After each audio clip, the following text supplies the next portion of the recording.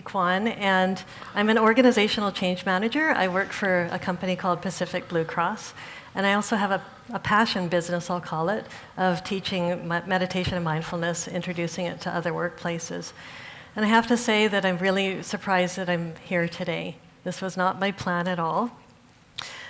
I'd like to share with you my personal journey of how I got here, and also share with you some of the important business results that's come from my experience that I hope will be helpful to you. What I'd also like to do is share how I've integrated change management with mindfulness, because that's what I found really works in getting businesses to understand what this is all about from a business point of view. So I'll be sharing innovation from Pacific Blue Cross, talk about business results, and leaving you with 3 tips on how to become a good workplace facilitator. So who's been to Vancouver, British Columbia, the home of the 2010 Olympics? That's great, that's where I'm from. So we're Pacific Blue Cross, which is a separate legal entity from all the other Blue Crosses, and we've got 730 employees working there. So my personal story is this. I find this kind of difficult to talk about because I've generally been a very private person in my life. I would say that for most of my life, my external self did not match my internal self. So meaning, on the outside, people generally describe me as calm. Wendy is very calm. But on the inside, I was a real bad stress case, very type A personality. And I didn't realize that that was my state of being. I couldn't even do a yoga class. I even dropped out of a yoga class because I figured there's better things in life to be doing. I was a very casual meditator, a closet meditator. And in year 2010, I got a cancer diagnosis, and that hit me really hard. That was the toughest time in my life. And at the same time that was happening, my father had had a very serious heart attack, was in for quadruple bypass surgery. He called our family together to say goodbye to us. And that was the same week that I got my cancer diagnosis. My mom, I was looking after her and driving her back and forth to the hospital every day. The good news is my dad did live through that. He's just had his 6th stroke, actually 3 months ago, so he's been through a lot. Our family's been through a lot. But the reason I mention this is because when I went through the cancer experience, I decided to take my change management knowledge and turn it onto myself. So I remember looking at myself in the mirror one day, about maybe 3 days after my diagnosis, and I said, Wendy, how are you going to get through this? Given a situation you have no control over, how can you get through this in the most positive way that you can? And I decided to go much more serious into meditation and mindfulness. I deepened my practiced every single day. I did so much research. I went to so many workshops and retreats and talked to a lot of people. And I came through that experience with so much awareness and intention to live life at its fullest, and it really helped me so much. So what happened is when I went back to work at Pacific Blue Cross, a lot of my friends asked me, Wendy, how did you get through that whole thing so positively? And I guess I talked about meditation and mindfulness quite a lot. And they asked me if I would teach them what I knew. And I thought, who, me? Who am I to teach other people? And I remember I happened to be reading a book by Thich Nhat Hanh, and right in there it said, if you have your own personal practice, you can share this with other people, and you can help other people with it. So one of my messages to you is, those of you out in the audience, I congratulate you. If you're wanting to start this in your workplace and you have any doubt, and you probably do, about doing this, just know that if you're just sharing your experience authentically with others, you're going to be helping people. So congratulations. So this is a picture of me teaching at Pacific Blue Cross.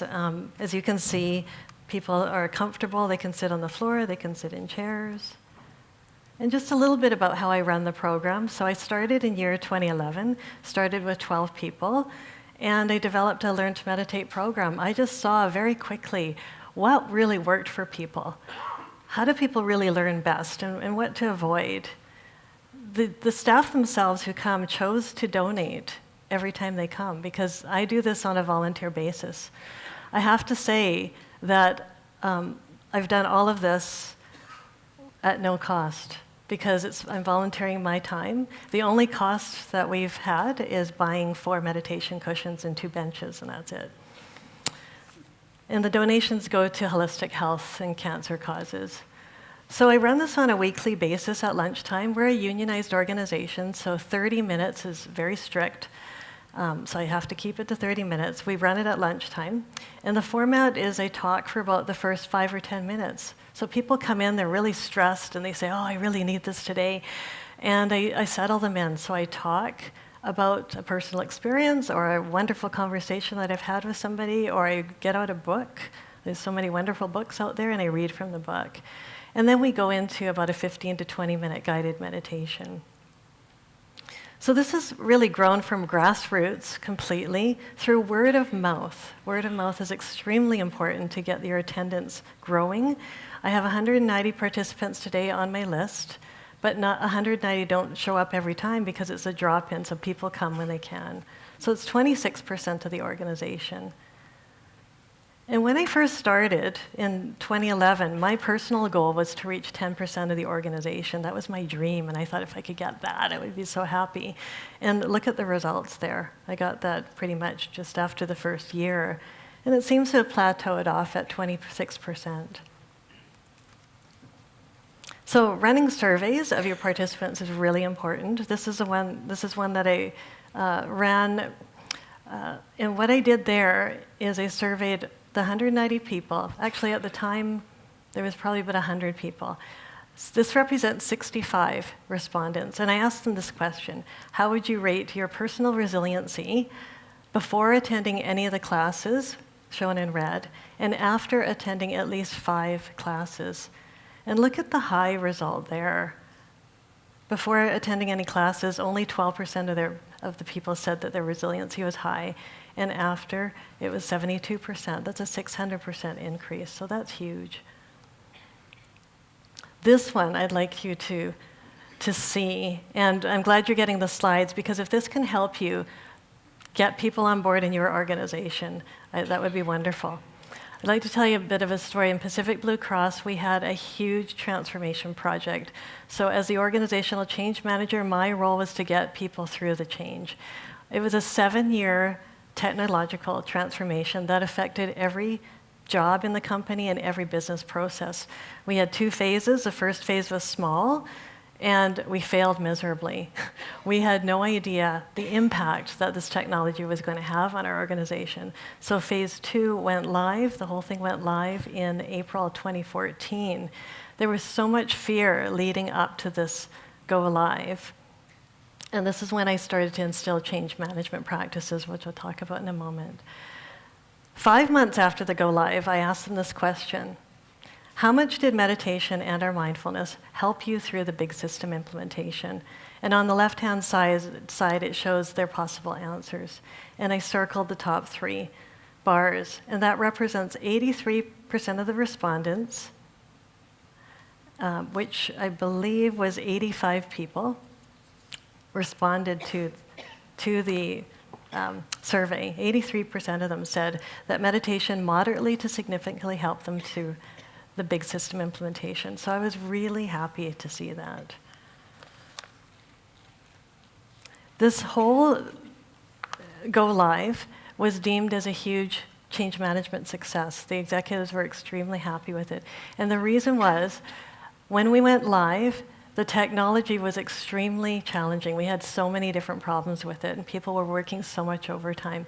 But from a people perspective, people were calm and committed through the whole go live and for many months after that. We did not have one person break down and cry. We didn't see anybody yelling at each other in the hallways or anything like that. Everybody was very calm and committed. We had a theme of all hands on deck, and we felt like a community. We gave out these silicone mindfulness bracelets. And so Pacific Blue Cross, our acronym is PBC, and I had the mindfulness students design what it would say on these bracelets. And they said, perspective, breathe, and calm. And we gave this out to everybody in the whole company, even if they didn't come to class. So I just want to speak very quickly about the integral role of a workplace facilitator. You can be a catalyst, and you're the ones bringing it into the organization, or a coordinator organizing the sessions.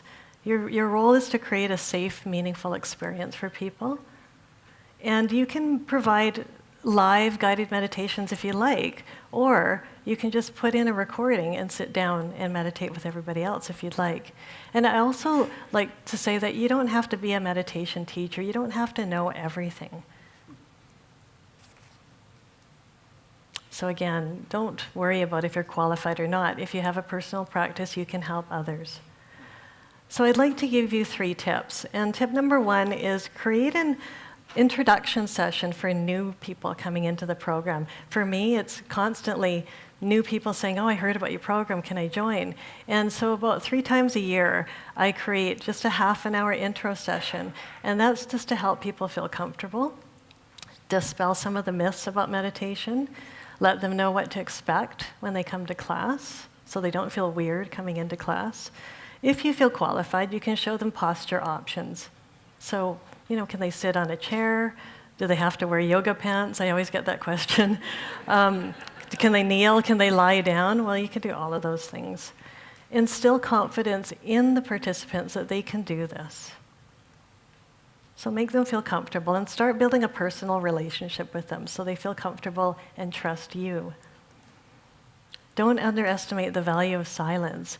As I train new facilitators, what I see most often is that when they're delivering a guided meditation, they talk really fast. They feel that they have to fill in all of the silence. It's quite the opposite.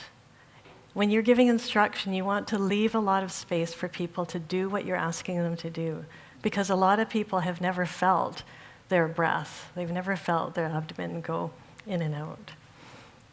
So, speak at a slower pace, enunciate, leave a lot of room for instruction, and provide quiet time. What that means is every time I lead a meditation, I lead it for maybe the first half or so, and then for me, what I'd like to do is I say a cue, and people know that this is the cue. I'll say, and now we'll have some quiet time. And they know I'm going to stop talking. And they're like kind of wondering, is she going to keep talking?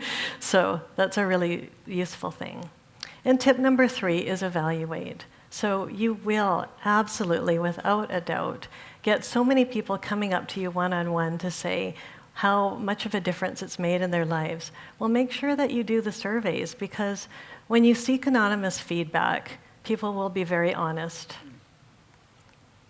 And here are some possible questions that you could put into your survey. Share the results with the participants themselves. They love to hear how everybody else is doing. And share it with your senior management as well. So the workplace meditation program that I've developed and that I offer to other companies, I'd like to show this to you because some of you, I know as I was talking to you at the breaks, are wanting to offer this to other organizations, not just your own organization.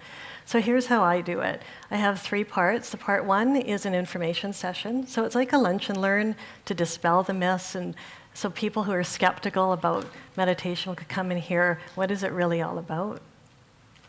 Learn to Meditate course. So what I do here is I run about 3 or 4 lunchtime sessions, and I teach various techniques, because I'm a strong believer in if you're exposed to different techniques, you can find what works for you. And I always make it in a non-religious way. I introduce mindfulness. We don't have enough time here to get into what's the difference between meditation and mindfulness. Is there a difference, and where are the similarities? But you can read up on that and show people about that. And part 3 is train the facilitator. So tomorrow, I hope to see a lot of you there at the workshop that I'm doing, and that's the Train the Facilitator workshop. So it's really practical ways to bring this into an organization. And I've also developed, and I'm launching at this conference, an optional certification. So this is for people who want to become facilitators and learn how to bring it into their organization, but who may not want to or be willing to invest time to become a meditation teacher and go to like an 18-month course on how to become a teacher.